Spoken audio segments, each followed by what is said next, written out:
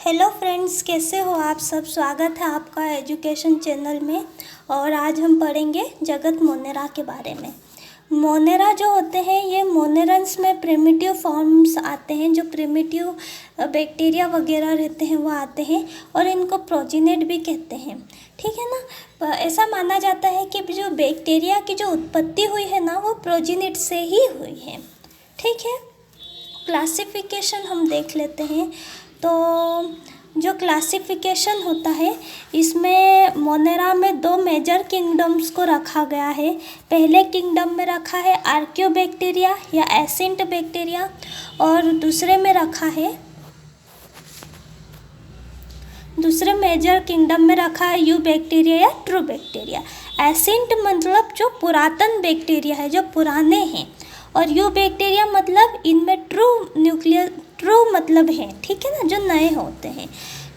True bacteria में दो प्रकार को दो डिवाइड और किए हैं। ये है बैक्टीरिया और साइनोबैक्टीरिया। ठीक है।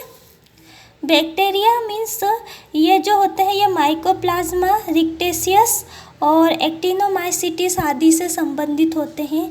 साइनोबैक्टीरिया में blue green algae, cyanobacteria blue green algae, ठीक है ना, ये पाए जाते हैं। ये क्या है? ट्रू बैक्टीरिया है।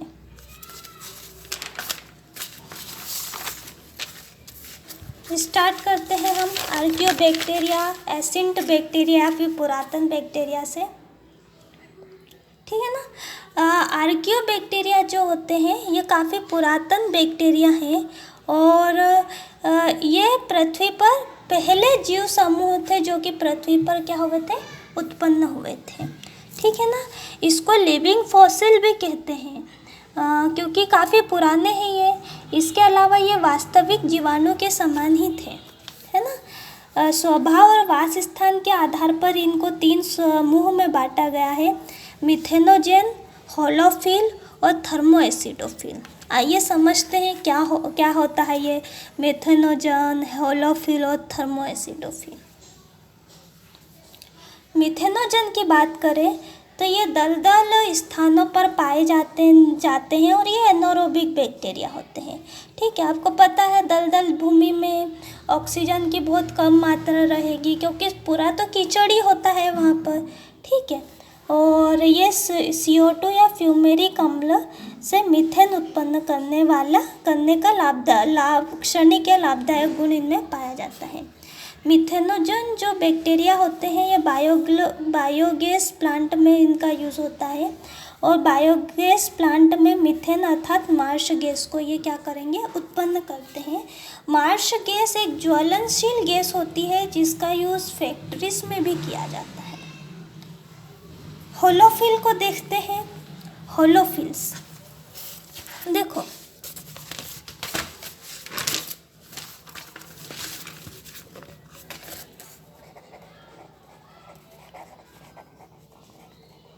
होलोफिल्स बैक्टीरिया। होलो मीन्स आएगा साल्ट, फिल्स मतलब आएगा लवर, मतलब ऐसे कौन? मतलब साल्ट लवर, ऐसे बैक्टीरिया जो कि साल्ट को पसंद करते हैं। ठीक है। तो परम होलोफिल या extreme halophiles, halo means salt and phil means lover, इनको होलोफिल्स को साल्ट लवर भी कहा जाता है। तो ये नमक की उच्च सांद्रता वाले स्थानों पर रहते हैं, मतलब ऐसी जगह पर रहना पसंद करेंगे जहाँ पर नमक बहुत ज़्यादा मात्रा में पाया जाता है, जैसे कि अमेरिका की ग्रेट साल्ट लेक। ठीक है। तीसरा टाइप देखते हैं थर्मोएसिडोफिल बैक्टीरिया। Thermo acidophil bacteria. ठीक है ना। मतलब थर्मो मीन्स गर्म, एसिड और फिल मतलब ऐसे बैक्टीरिया जो गर्म एसिडिक जगहों में रहना ज़्यादा पसंद करते हैं। ठीक है ना। वास जो होता है, इनका जो वास स्थान होता है, ये गर्म गंधक युक्त झरनों में हॉट सल्फर स्प्रिंग्स में पाया जाता है, जहाँ का तापमान लगभग कितना होता है 80 डिग्री सेल्सियस। आप समझ सकते हैं गर्मी में अगर मान लीजिए 50 डिग्री सेल्सियस तक के टेम्परेचर पहुंच जाए ना, 45 और 50 डिग्री सेल्सियस तक, तो जो पक्षी होते हैं वो उड़ते उड़ते नीचे गिरने लग जाते हैं। तो आप समझ सकते हैं कि 80 डिग्री सेल्सियस कितना ज़्यादा होता है। ठीक है, ये बैक्टीरिया आक्सीय परिस्थितियों में, मतलब ऑक्सीजन अगर उपस्थित है, ठीक है ना, उस परिस्थितियों में गंधक को ऑक्सीकृत करके सल्फ्यूरिक एसिड बनाते हैं। ठीक है, जिससे माध्यम क्या हो जाता है 2pH हो जाता है, 2H plus 2H2O plus 3O2 equal to 2H2SO4। ठीक है, 2S plus 2H2O plus 3O2 equal to 2H2SO4। ठीक है ना, 2H2S ये एक हो, ये एक तीसरा हो, ठीक है ना, 3 ये 2 3, ठीक है ना, 2H2SO4। ठीक है, प्राचीनतम बैक्टीरिया, इनको मैंने बताया था प्राचीनतम एसिंट बैक्टीरिया होते हैं और इन्हें फॉसिल्स भी कहा जाता है। ठीक है, बात करते हैं बैक्टीरिया की। ये क्या होते हैं, रियल बैक्टीरिया होते हैं। बैक्टीरिया की खोज का जो श्रेय हो वो एंटनी वॉन ल्यूवेनहॉक को जाता है। इनको फादर ऑफ बैक्टीरियोलॉजी भी कहते हैं। क्यों कहते हैं, क्योंकि बैक्टीरिया की खोज जो है वो एंटोनी वॉन ल्यूवेनहॉक ने की थी। ठीक है ना, खोज भले ही इन्होंने की थी, लेकिन इनकी उत्पत्ति, मतलब बैक्टीरिया की उत्पत्ति, इनके रहन सहन, इनकी प्रकृति की पूरी जो जानकारी है वो लुईस पाश्चर नामक वैज्ञानिक ने दिया था। ठीक है, तो बैक्टीरियोलॉजी के फादर किसको कहा जाता है, एंटोनी वॉन ल्यूवेनहॉक को। इनका वितरण जो होता है सर्वव्यापी होता है। दुनिया में शायद ही ऐसी कोई जगह होती हो जहाँ पर बैक्टीरिया नहीं पाए जाते हैं, हानिकारक या फायदेमंद, लेकिन बैक्टीरिया तो आपको सभी जगह देखने के लिए मिलेंगे। ठीक है, वर्गीकरण की बात करें तो वर्गीस मैनुअल ऑफ डिटरमेटिव बैक्टीरियोलॉजी, वर्गीस के मैनुअल ऑफ डिटरमेटिव बैक्टीरियोलॉजी के अनुसार इसको फाइलम प्रोटोफाइटा में रखा है बैक्टीरिया को, और 2 क्लासेस है इसकी, क्लास फर्स्ट में साइजोफाइसी और क्लास सेकेंड में साइजोमाइसिटिस। चलिए देखते हैं। साइजोफाइसी फाइ, ठीक है ना, मीन्स ये क्या आ जाएगा, प्लांट टाइप में आ जाएगा। तो साइजोफाइसी में रखा है ब्लू ग्रीन एल्गी को और साइजोमाइसिटीज में रखा है बैक्टीरिया को। इनका जो आकार है बैक्टीरिया का वो नॉर्मली 1 से 5 म्यू या माइक्रोन तक होता है। ऐसे तो सभी बैक्टीरिया का जो आकार होते हैं वो अलग अलग होते हैं, ठीक है ना, एक जैसे सेम नहीं होते हैं। जैसे कि जो गोलाकार बैक्टीरिया अर्थात जो कोकस होता है, उनका जो व्यास होता है वो 0.5 से लेके तो 2.5 म्यू तक होता है। ठीक है, सबके आकार और ये सब अलग अलग रहेंगे। प्रजनन की बात करें कि इनमें रिप्रोडक्शन किस प्रकार का होगा बैक्टीरिया में, तो बैक्टीरिया में रिप्रोडक्शन की 3 मेथड पाई जाएगी, जैसे कि कोशिका विभाजन, बीजाणु और लैंगिक प्रजनन द्वारा, या फिर वेजिटेटिव रिप्रोडक्शन में बात करें बाइनरी फिजन या फिर बडिंग द्वारा। ठीक है, एंडोस्पर्म द्वारा भी पाया जाता है, फिर लैंगिक जनन होगा, मीन्स सेक्सुअल रिप्रोडक्शन होगा, या फिर जेनेटिक रिकॉम्बिनेशन होगा। ये मेथड होती है। इसमें सेल डिवीज़न, कोशिका विभाजन दिया गया है। ये सबसे पहले एक सेल होती है, एक सेल में ये देखिए ये जो सेल होती है ना, ये यहाँ से डिवाइड हो जाएगी और 2 अलग अलग सेल बन जाएगी। और बता देती हूँ इसका,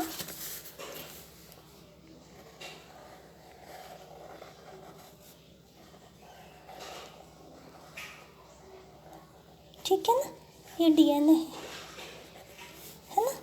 इसके बाद में ये सेल में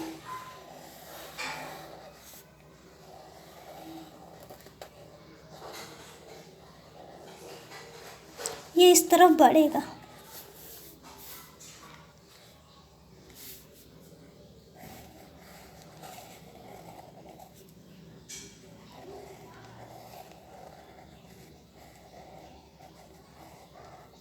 ठीक है ना, यहाँ से इसका सिलेक्शन होगा। ये आप देखते हैं 2 हो गए। ठीक है ना,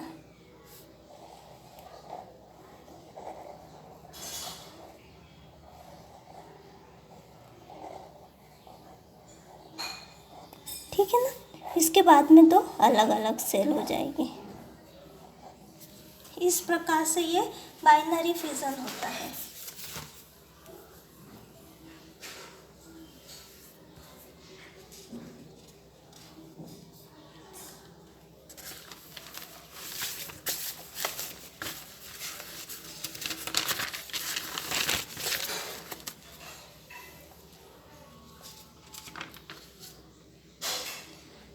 जो मतलब बैक्टीरिया में बात करें ना, तो जो लैंगिक प्रजनन के सबसे पहले जो मतलब वो था, कॉन्सेप्ट था, वो लैंडबर्ग टोटम नामक वैज्ञानिक ने दिया था। ठीक है ना। इनमें क्या होता है, जो जेनेटिक मटेरियल होता है ना, उनका रिकॉम्बिनेशन होगा। नॉर्मली तो ये मतलब एब्सेंट होते हैं, लेकिन कुछ बैक्टीरिया में ये पाए जाते हैं। ठीक है ना, काफ़ी प्रिमिटिव टाइप का रिप्रोडक्शन पाया जाएगा इनमें। अब देखते हैं साइनोबैक्टीरिया को। ज़रूरी नहीं है कि बैक्टीरिया हमेशा हानिकारक ही हो, कुछ लाभदायक भी हो सकते हैं। साइनोबैक्टीरिया की बात करें तो साइनोबैक्टीरिया के लक्षण होते हैं कि इनमें कोशिकीय संगठन बहुत निम्न स्तर का, बहुत छोटे स्तर का पाया जाएगा। ठीक है। इसके अलावा इनमें फाइकोसाइनिन, फाइकोएरिथ्रिन, क्लोरोफिल ए और कैरोटीन पाया जाएगा। ठीक है ना। फाइकोसाइनिन की बात करें तो ये ब्लू कलर के लिए जिम्मेदार होते हैं और ब्लू पिगमेंट देते हैं ये। ठीक है ना।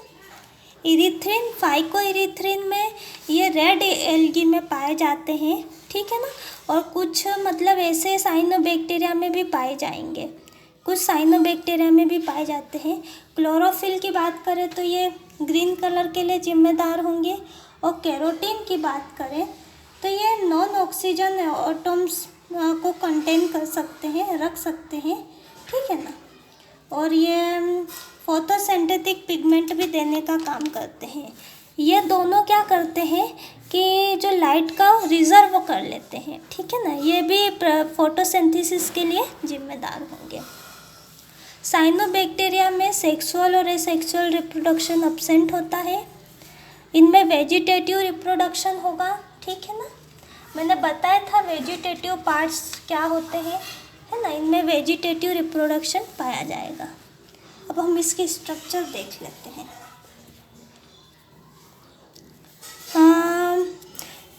बात करें साइनोबैक्टीरिया में तो इनमें जेली कोट पाया जाता है, म्यूसियस है ना। ठीक है ना, म्यूसिलेजिनियस शीथ पाई जाती है। इसके अलावा इनमें सेल वॉल पाया जाता है जो कि इनको एक निश्चित आकार प्रदान करता है। प्लाज्मा मेम्ब्रेन पाई जाती है इनमें। ऑयल ड्रॉप्स आपको प्रेजेंट मिलेंगे, थाइकोइड्स मिलेंगे। ठीक है ना। ये कहना चाहिए पिगमेंटेशन के लिए और फोटोसिंथेसिस के लिए इम्पोर्टेंट होते हैं। इसके अलावा इनमें डीएनए डबल स्टैंडर्ड पाया जाएगा। न्यूक्लियस का तो अभाव होता है, लेकिन हाँ डीएनए पाया जाता है। साइटोप्लाज्म आपको इसमें देखने के लिए मिलेंगे। राइबोसोम्स, थाइकोइड्स के ऊपर राइबोसोम्स प्रेजेंट रहेंगे। ये थी ये थी जनरल स्ट्रक्चर ऑफ साइनोबैक्टीरिया। इनमें हम प्रजनन की मेथड देखें तो यह होता है हार्मोगोनिया, हार्मोस्पोर्स, एकाइनिट्स, एक्सोस्पोर्स और एंडोस्पोर्स। इनका महत्व तो बहुत ज़्यादा होता है। एंटो फिक्सेशन में नाइट्रोजन को ये उपयोग के काबिल बनाते हैं, ऊसर भूमि को सुधार करते हैं। ठीक है ना। अगर कोई बहुत ज़्यादा क्षारीय है तो इसको ये क्या करते हैं, साइनोबैक्टीरिया उगने के लायक बनाते हैं, उसको उर्वरता उसमें लाते हैं, ठीक है ना। किसान के लिए काफ़ी इम्पोर्टेंट होते हैं। साइनोबैक्टीरिया अगर ज़्यादा मिल जाए पानी में या नदी वगैरह में तो ये इसको कॉन्टामिनेट भी कर देते हैं, ठीक है, ख़राब कर देते हैं। मतलब फ़ायदेमंद तो है लेकिन कभी कभी थोड़ा सा दिक्कत भी दे देते हैं। माइकोप्लाज्मा की बात करें तो जो माइकोप्लाज्मा होते हैं ये पादप रोग विज्ञान में एक नए पादप रोग समूह का अध्ययन किया जाता है जिसको माइकोप्लाज्मा कहते हैं। माइकोप्लाज्मा के अलावा ये प्लूरोनिमोनिया के समान जीव भी कहलाते हैं। प्लूरोनिमोनिया लाइक ऑर्गेनिज्म, PPLO, आप याद रखिएगा, ये भी कहलाते हैं क्योंकि ये जानवरों में बोविन और प्लूरोनिमोनिया नामक रोग ये उत्पन्न करते हैं, इसलिए, ठीक है। इनके लक्षण बोले तो ये एक कोशिकीय प्रोकैरियोटिक जीव है, ठीक है। मोनेरा के है तो एक कोशिकीय प्रोकैरियोट तो होगी। कोशिका भित्ति का अभाव पाया जाता है, ठीक है ना। सेल वॉल एब्सेंट होगी तो इनकी कोई निश्चित आकृति होती नहीं है, ये कैसे भी मिल सकते हैं। अगर माध्यम पर हम इनका कल्चर कर सकते हैं। पेनिसिलिन और सिफेलोरिडिन जो होते हैं एंटीबायोटिक्स, ये उससे पूर्णतः अप्रभावित होते हैं, ठीक है ना, इसका कोई प्रभाव नहीं पड़ेगा। स्ट्रक्चर देखें तो इसमें सेल मेम्ब्रेन पाई जाती है, ठीक है, राइबोसोम्स पाए जाएंगे, DNA डबल स्ट्रैंड पाया जाएगा, प्रोटीन के कुछ कण पाए जाएंगे और RNA बिखरे हुए पाए जाते हैं। काफ़ी सिंपल सी स्ट्रक्चर है माइकोप्लाज्मा की। माइकोप्लाज्मा कुछ रोग भी उत्पन्न करते हैं ये मनुष्यों से। और जो बेल है ना, बेल मतलब वो वाला बेल नहीं, बेल मीन्स जो होता है ना, मतलब पेड़ वाला बेल, ठीक है ना, उनसे ये वाहक होते हैं ये। माइकोप्लाज्मा हेमिनिस की बात करें तो ये इन्फ्लामेशन ऑफ जेनिटल्स करेंगे, मीन्स जो जेनिटल ऑर्गन होते हैं उसमें सूजन देंगे ये, और प्लूरोनिमोनिया नामक रोग को फैलाएंगे। माइकोप्लाज्मा सेलिवेरियम जो होता है ये रेस्पायरेशन डिजीज़ को ये करेगा, ठीक है ना। क्या है, माइकोप्लाज्मा सेलाइवेरियम। आप ये समझ लीजिए सेलाइवेरियम कहाँ पे होता है, ठीक है ना, गले वाले भाग में, तो ये श्वसन से संबंधित बीमारी को उत्पन्न करेगा, रिकेट्स से, ठीक है ना। रिकेट्स की खोज जो है ये सर्वप्रथम H.T. रिकेट्स ने 1999 में की थी। ये रॉकी माउंटेन स्पॉटेड फीवर जो होता है उस पे ये अध्ययन कर रहे थे। ये इंट्रासेल्युलर परजीवी होते हैं और ये रक्त चूसने वाले जो जीव होते हैं जैसे कि माइट्स, टिक्स या फिर जो लीख जो मिलती हो ना सिर पर, उसमें नॉर्मली पाए जाते हैं, ठीक है ना। ये टाइफस, रिकेट्स, पॉक्स और क्यू फीवर नामक ये मनुष्यों में रोगों को फैलाते हैं। एक्टिनोमाइसिटीज़ की बात करें तो इनको रे फंगी भी कहेंगे। पहली बात तो ये मृदा, जल, खाद्य एवं खाद्य पदार्थों में पाया जाता है एक्टिनोमाइसिटीज़। एक्टिनोमाइसिटीज़ जो होता है वो स्ट्रेप्टोमाइसिस अपघटक का कार्य करता है, ठीक है ना, डिकम्पोजर्स का काम करेगा, ठीक है। आज के लिए तो इतना ही।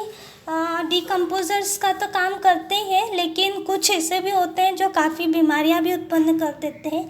आज हमने एक इम्पोर्टेंट बात ये देखी कि जो बैक्टीरिया वगैरह है ये काफ़ी इम्पोर्टेंट भी होते हैं, ज़रूरी नहीं है कि हानिकारक ही हो, कुछ इम्पोर्टेंट भी बहुत ज़्यादा होते हैं, ठीक है ना, और ये हमारे जीवन में महत्वपूर्ण रोल भी प्ले करते हैं। आज के लिए तो इतना ही, मिलते हैं अब नेक्स्ट वीडियो में नए टॉपिक के साथ में। टेक केयर, अपना ख्याल रखिए, ओके बाय।